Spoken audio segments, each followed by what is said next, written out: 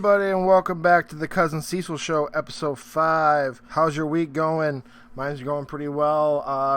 Actually, surprise, this is probably going to be a two-parter podcast this week. This is part 1, which is going to be more about the video game news this week with the Nintendo Indie Showcase and some other short news and some hot picks, and we'll get you out of here and on your way, because part 2 is for tomorrow, the DC Fandom. I'm super excited that we'll get some answers on the video game section, like what is Rocksteady game is all about, and also WB Montreal's Gotham Knights video game. Really looking forward to that, but I felt like it would be way too big in the sense of I'm going to be focusing on right now the Nintendo Showcase, and then give you another 30 more minutes of DC.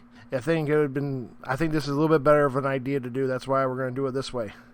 Before I get into what I was playing this week, I actually want to say this is a small news, but kind of funny. Congrats to streamer Tim The Tatman with his first crown on Fall Guys. He got to, if you don't know the story, he's obviously just a pretty cool streamer on Twitch, and the Fall Guys Twitter kind of pinpointed him out around the first couple of days that it launched, and it turned out that Tim The Tatman has not won a game of Fall Guys ever for a whole week. And then through Twitter, Fall Guys Twitter was just going saying, you can't be as bad as Tim The Tatman, just dogging him through the whole thing, giving him a little hard time. Twitch even made ads for Tim The Tatman with Fall Guys. ESPN Esports talked about Tim The Tatman. But on August 19th, he got his first crown after doing a little 6-hour stream. But he finally got it. And what I wanted to bring up is just how amazing Twitch is. And he got very lucky being quote unquote being bad at games kind of gives you more money than being good at games on Twitch. I swear to God. The poor guy, he was able to get he showed up some numbers of this past stream, and he said he probably will never get these numbers again, but he had cumulative 2.5 million viewers, a consistent 500,000. But the numbers I like to see is after that win, because I lucked out. I don't usually watch him on Twitch. I said, you know what? Let's just take a peek, and I actually got to watch the winning run. So I did luck out, luck of the draw. During that, when he got the win, if you watched his comments, it just got flooded with subscriptions that people gave him either through Prime subscriptions or just willy-nilly giving him some money. He said roughly he got about 5,600 new subs on that stream alone. And for people at home, not trying to really get into this man's bag, but 5,600 people, $5 a pop. That gentleman made $28,000 on the 19th alone, on paper. Doesn't say anything because he also had even Bud Light Seltzer's Twitter was congratulating him because he used it right after the win, and so he might have a little bit of some sponsorships too going on too. But I just want to say congrats. It's been probably the funniest part of this Fall Guys little launch, and he's just a very cool guy, and I would check out if you haven't heard from him. What is it? What got me to think of Tim The Tatman was actually Greg Miller shared one of his videos of Tim must be not the brightest guy. He thought you could dig a hole in your yard and hit water if you go farther enough. We were living on a weird type of island for the earth. That's another story. There's also a video out there of him just realizing with his Twitch fans what a monopoly is, because with Volkswagen, it's a whole backstory of that, but just gives you that personality that you know what, he's an alright guy. He just had a kid. His kid's probably I'm not even sure. I'm not really his real fan. He shows a picture, so I'm assuming he's a 1-year-old kid. So congrats on all that. But I'm glad to see somebody different getting the spotlight like that. Seems like a good guy. Congrats. But anyway, yeah, like usual. What was I playing this week? I've been playing a lot of Fall Guys. Hexagon can kiss my brown eye. I hate that final round I hate doing the stupid hopping over the spots. I'm just really bad at it. I don't know why. Sometimes I feel like Tim the Tatman. I feel like sometimes I'm feeling on ice skates, my character. It just feels glitchy for me. Not saying it can't be, but it's just, I'm terrible at that hexagon. I'm at level 37 of the season pass, so I need 3 more levels I really want to get before the season 2 starts, because today Jeff Keighley announced that they're going to do a sneak peek of season 2 of Fall Guys on the 27th, and obviously I just want to get that hit level 40 trophy before they make us either restart at 1 because of a new season or whatnot. But yeah, I'm having a good old time on that. I also was able to, I jumped back into, I know it'll probably shock some people, but jumped back into Uncharted 4. I did not finish Uncharted 4 yet, or have. Granted, the internet has spoiled technically the epilogue, so I know what's going to happen, but I've not seen visually what it looks like, or even exactly like the correct words are said. I just know the plan of what happens in the epilogue, but I like it. It's just more, I guess, I'm putting it under my belt, so I say I can A, I finish it, and B, it gives me a AAA game while we're in this weird zone of time. Not that I've, beat Ghost, and I've more been looking into the indies, hence even like this indie showcase we're going to talk about today. I do love indies, but I just need that one big anchor to keep me gaming. And like Fall Guys is like a multiplayer indie game, but obviously doesn't have that story mode I'm looking for. But I'm in chapter 15 of Uncharted 4 out of 22 I looked up. It seems pretty well. Uncharted 4 was obviously before Last of Us 2, but you can see like how they improved to Last of Us 2 for story-wise in Uncharted 4. Because it's really well done. It's just obviously, it's just a good adventure movie. But I'm really enjoying it. Hopefully I'll probably finish it up before next week. And then I hit the button, but I picked up Luigi's Mansion 3 for my Switch. I literally just grabbed the vacuum and I turned it off. So I don't want to put no comment on there, but I haven't played a Luigi's Mansion since the GameCube, and I'm looking forward to it. It's one of the first, this is where it gets into a bigger can of worms. I'm like that it was on sale. I got it for $40, and it's like few and far between of getting a first party Nintendo game on sale, especially digitally. Yeah, kind of more melling it out. It's been a quiet week. I think Fall Guys took the majority of my time. I been noticing through the grapevines that I am not the alone that I like to be an asshole during certain games. I do love doing that perfect match. If I don't push anybody off, I don't feel like I've truly won that motherfucking game, that level. And it makes me feel good being an asshole in that game. I don't know why. It must be the jelly beans. But that was pretty short and sweet what I played this week. I'm actually going to, because I was thinking, I'm going to tell you what I was watching in part 2, because it's more about comic books. Ooh. Yeah, onward before we get into the big sauce. I see that before it came out was Ghost of Tsushima is getting an update for in the fall for multiplayer that's going to be called Ghost of Tsushima Legends. It sounds pretty neat. It sounds pretty, I think it's a big deal for this type of game to get this kind of update down the road. It kind of, Killzone Shadowfall had obviously multiplayer when it first came out, but then they introduced, I think maybe a year or maybe 6 months after it came out, at Interceptor, which was that co-op multiplayer. And people was able to, buy that, what's the word? You could buy it, I just want Interceptor, not the real game.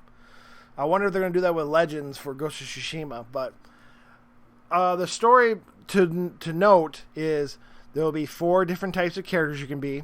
One's a hunter, one's a ronin, one's a assassin, and I'm assuming probably the other one's more just like the samurai.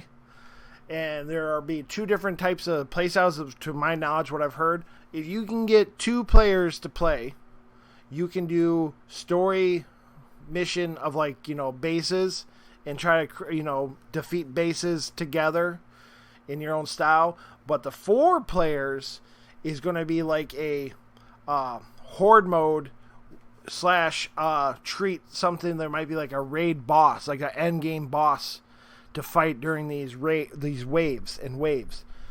I don't want to get that far into it, but it looks awesome. It takes that the main game has a mysticism feel to it, but at the end of the day, it was humans that were part of the story. This is going to take the real mythological thing. It looks like to me, there might be a little bit more supernatural fights you play with the 4 players. It comes out this fall, and we're going to check it out when it gets here. But obviously, it's really cool that they're going to put this much effort into the game. I wonder how it's going to look on PS5. But yeah, another quick one was the DualSense got some news that some of the first-party games have been doing some real cool things with the adaptive feedback triggers, which of course have been on Xbox before, but this is the first go-around with PlayStation with these type of triggers. One's like apparently you could be able to feel with Spider-Man Miles Morales, you'll be able to feel where the enemies are fighting from, like from either the rumbles or the feedback of the controller. One cool thing I heard was on Gran Turismo is you're going to actually really feel like a real anti-lock brake system through the triggers. Ratchet and Clank said there's a shotgun that does a double barrel that you can feel when you shoot with the triggers, that you have to pull harder to get both shots off at the same time, because you can actually feel like a feedback system on the triggers. And I kept it quiet until at the end, but Deathloop, which was delayed till the fall of 2021 now, compared to the launch window, is still going to get has first party trigger features, kind of like because of the exclusivity of the game. But apparently the little trick and pony show for Deathloop is with the triggers is if your gun jams, your trigger is going to jam, that you won't be able to push it down as hard. That's kind of cool. I mean, Xbox people have dealt with those type of games or last generation, so this is my first time going to play it. I'm really looking forward to seeing some of how these triggers work. But yeah, the big topic of this week, what for me, because I want to just say, like, Nintendo had a indie presentation this week, like a little indie direct, and I have said it before and I'll say it again. I love indies.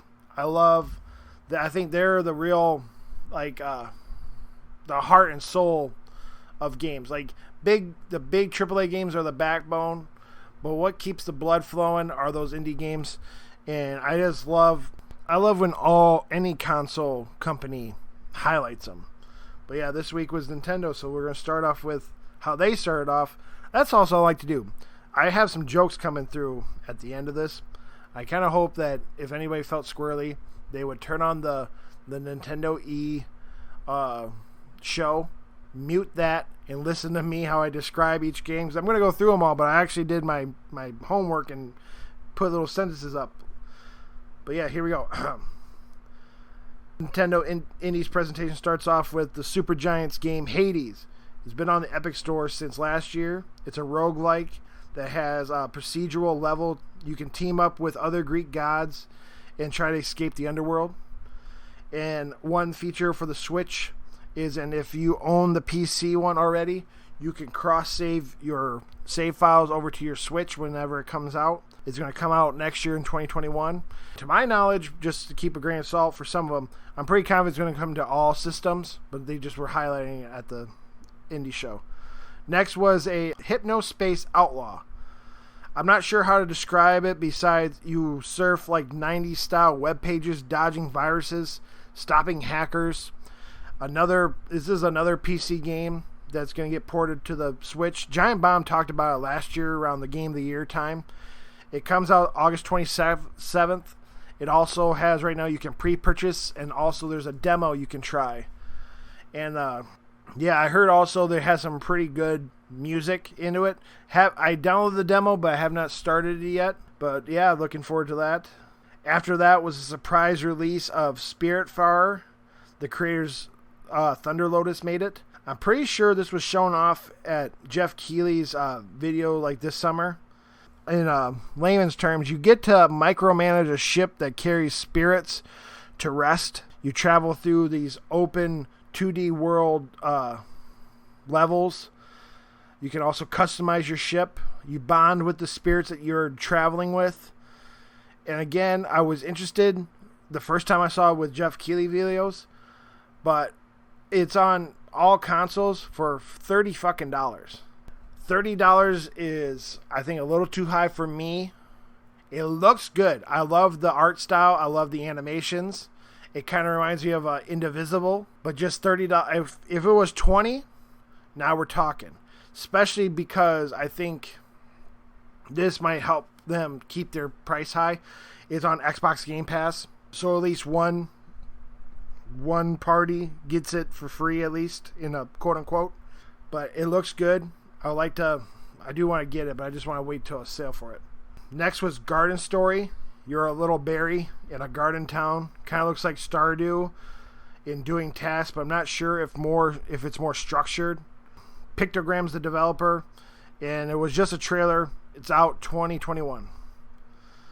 Next, they showed Subnautica and the expansions, or sequel, whatever it's called, but it's Subnautica Below Zero. It's coming out next year.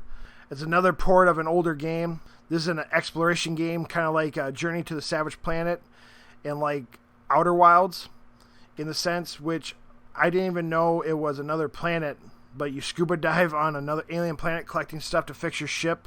I'm assuming the Below Zero is just like the ice expansion, so you like in like more of like the ice cap part of that planet. So Subnautica is out on PS4 and Xbox right now, plus PC, but I'm not sure if the Below Zero stuff is. It's not my type of game. I heard the PS4 one was rough, so I can only imagine how the Switch port's going to look like, but hopefully they can fix it a little bit under the hood to make it at least decent for Switch ports. Then they showed a game I actually bought, which was Takashi and Hiroshi. It's a very story-driven game with light gameplay. It's very short, but basically you get to be an older brother, which is Takashi, to your little brother Hiroshi, and you have been creating games on your little computer and giving it to your brother to play on his tablet. The gameplay of it is very simple, but it's what caught my eye is the cinematics of the game. It's all in like that clay animation, like the old school Rudolph. Without spoiling it, it seems very sad. Like it involves like you just trying to make your brother happy because you don't have a dad no more. So you're like the older brother trying to be the man of the house, and your brother is sick. So like without a spoiler like that, but like after chapter 1, each time you've seen your brother because he had to go back to the hospital because he wasn't feeling well, you're like, oh god. But the gameplay wise is you set up a fighting design. So you are creating like these Dungeons and Dragons characters, and you don't want to kill your character during each attack, but you want to also make it exciting enough so that Hiroshi likes it. So for me, I'm only on chapter 4. My luck is probably only 2 more chapters, but let's say the first chapter, there's 5 rounds of the battle, and after each round you earn health back.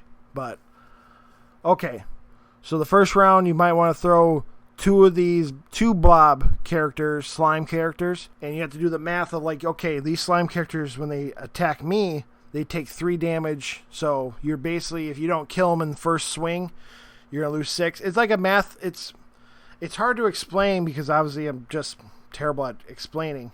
It seemed good. It just seems like a very simple story of like, hey, you don't want to waste the round, so you got to make it exciting for the battle, but you don't want to make it too hard so that you die, so you can't progress. You want to make Hiroshi happy, and you're really there for the story. So it's almost like a one of those novel games that are just like the story, and then you just play and you just answer questions. Well, this one actually has some gameplay in it. I would pick it up because it's only $8. That's what caught my eye too. But that game was also, to end it, it's out now, It's called Takashi and Hiroshi.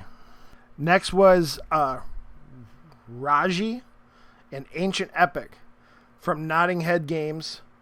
This is the first ever game from the studio coming out of India. Raji is about like a Zelda-like tale of ancient India mythology. Zelda in the sense you get new weapons. It's an action adventure. It's exclusive to Switch right now. It is a timed exclusive, and it's out now.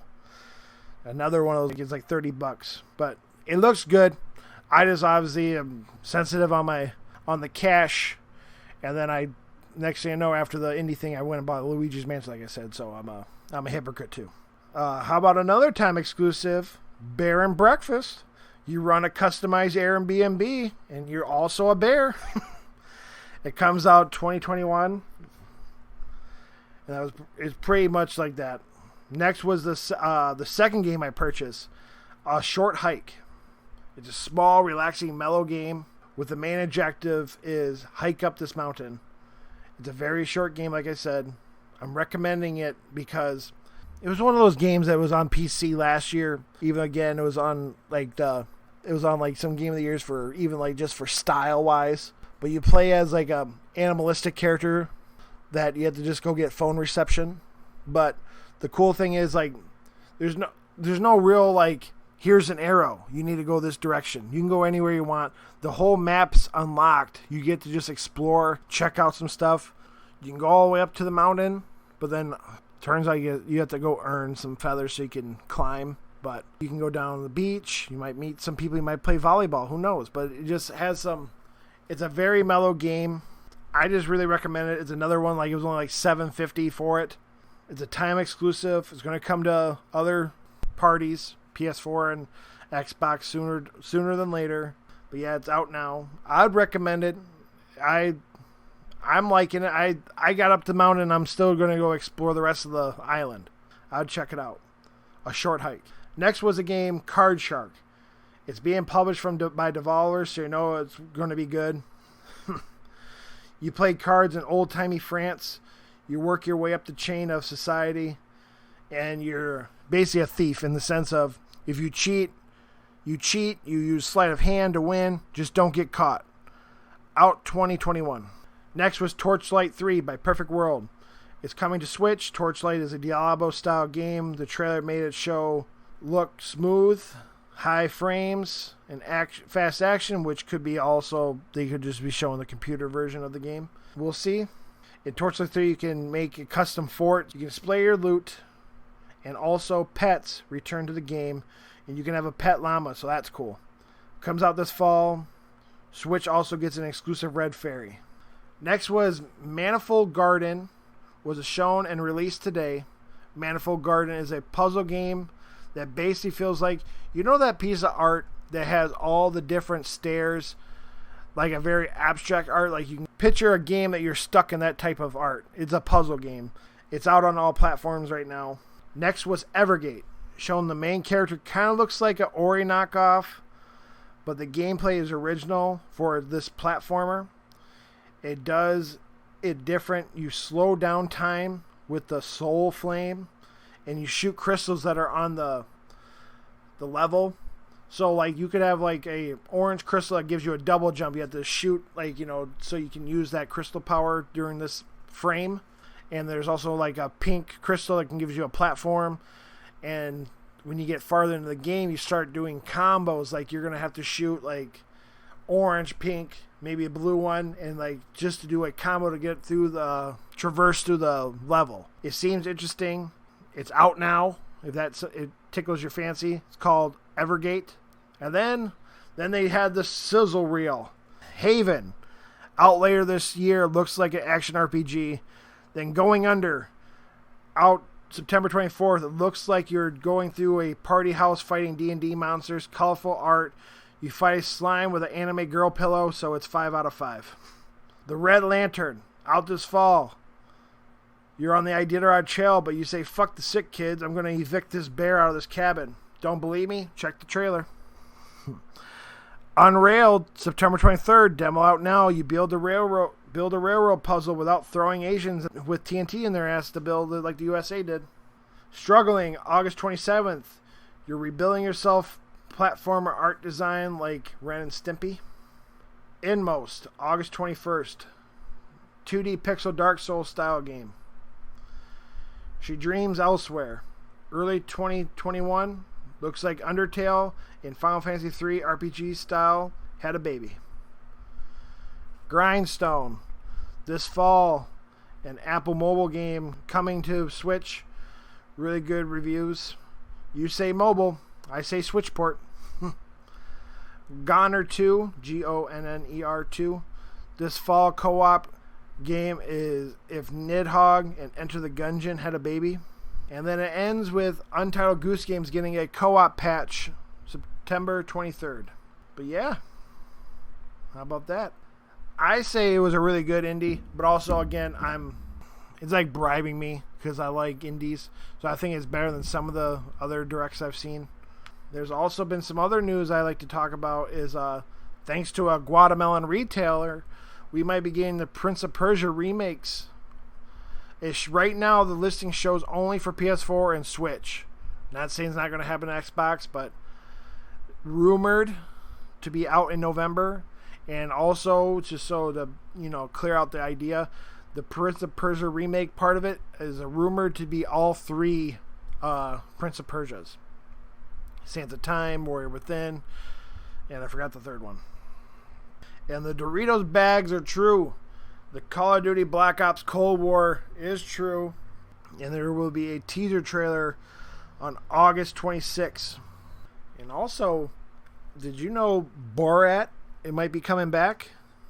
There was some footage this week that people saw that Sacha Baron Cohen was filming in LA as Borat. Very nice. There was also, I saw a video of him look like he's going to be in the car, like someone driving by filming the car that he's going to have with like a truck. But I like Borat. I mean, how about that? Hopefully I don't have to edit this much so I can have at least a pretty good looking 30-minute little pod, and I'm going to come up with part 2 tomorrow, which they're all going to drop the same day. But yeah, I'm also going to give you some hot picks for this week. Music. This is a little older song, about 2 months old. But Little Baby, The Bigger Picture. Comics. Eternals 1 comes out in November. It's a great jump on point for reading before the movie that they're supposed to be making comes out. It's a good way to, by the time that movie comes out next year, you only had to read, it'll probably be in like issue 7, issue 8 by then. It's only 8 months away. Who knows? But yeah, then TV. I'm just going to say it right here. Watch Lovecraft Country. That's the hot pick for TV. And I'm going to talk about that more in episode part 2 of this with the DC Fandom. And I'm going to tell you guys what I was watching this week and explain it. Again, thank you. Please subscribe to the pod. Follow me on Twitter at MikeFowler93. And then also at CuzNCiseal, CuzNCiseal. CuzNCiseal at Instagram. And on that note, thank you guys. And I did it again. I also have questions. I asked questions this week for this quick question. Let me look it up. Where is it? All right. My question of the week was, you are stuck in a time loop, like Hulu's Palm Springs. You can only have one current gen system. Your saves survive the loop, so in the sense that if you wanted to play like a 100-hour game, you can play it and progress through it. You don't have to worry about it fading away during the time loop. But what system are you picking and why? Well, not even why, just what system you picking. I'll go off the top of what I can see right now real quick. Zach Lauer, he said, give me my Xbox One and Civ 6 and I'm good forever. And then also, I got Rob from Random Ramblings with Rob podcast. I might go with the Switch on this one. At least I can go places and play games. And then I also got, where is it? Where are you? Okay, I also got Sean Capri from You and Me Capri podcast. I think the We the Gamers cast, We the Game cast. He said it's got to be the Xbox for the same reasons It's my main console right now. The experience in it is the best for me. Love the controller, great network, endless games. Delvin Cox, he also said he would pick the PS4 as well right now because it was his main console. And real quick, At That Chelfie said, I would stick with my PS4 because it has been my main for a very long time. Also, PS Now, though poorly advertised, is really solid. I can play Tokyo Jungle and Mafia 3 for hours. And I'm also just going to give a tag, Ken L, at KennethDL. He didn't truly answer, but he did interact. He must be still half asleep. Didn't want to answer it, though. Those are the questions, those are the answers. And also, I didn't even say my part, because that's what my little hook was. I would pick, if I was stuck in a time loop, I would pick a Nintendo Switch as well. Hopefully it comes out as a shocker, because obviously if anybody knows me, I'm a PS4 ride or die. But the Switch, I think, will have that itch I'm looking for in that time loop. And I think if I'm in a time loop, and judging by how that movie was, Andy Samberg was in it for like almost a year, like a long, long time. I think I'll go over my hump of worry about achievements or trophies and actually be able to start enjoying games for just like I haven't never played Breath of the Wild. So like be able to enjoy Breath of the Wild without thinking about how Horizon Zero Dawn's better than it, or the idea of, and still have some third-party ports that were still bangers like BioShock or Borderlands. I think also the portability, kind of like Rob said, I think the idea of being able to just not be stuck in a room and just go anywhere. And granted, you're seeing the same time loop shit, but obviously things change. You might be able to go to a different town, then loop back. I got to start working, remember to write down my questions into my little script. But thank everyone who answered. Again, please follow me at MikeFowler93 on Twitter. That's where I'm probably going to throw more questions out during the week. Get your answers. You'll be on the pod. And again, like, subscribe, place a review. Tell me how I'm doing. Until next time, which will be in part 2. You guys have a good week. I'll catch you guys on the other side. Thanks.